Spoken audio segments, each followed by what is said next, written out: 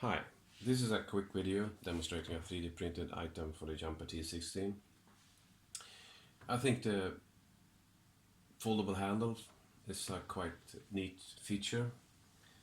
It allows for a compact storage and it seems fairly robust, and it has this protection rubber sheet on the front of the handle which protect the transmitter when it's placed on a flat surface.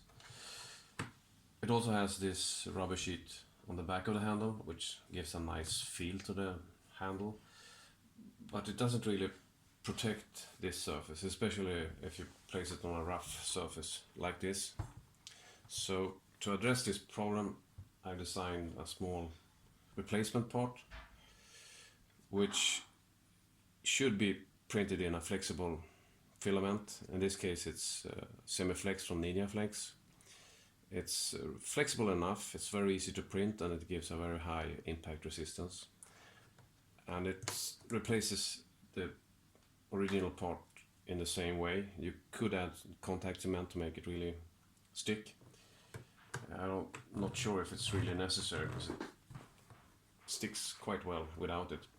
And it also gives a nice solid feel to the handle, and it gives the desired protection.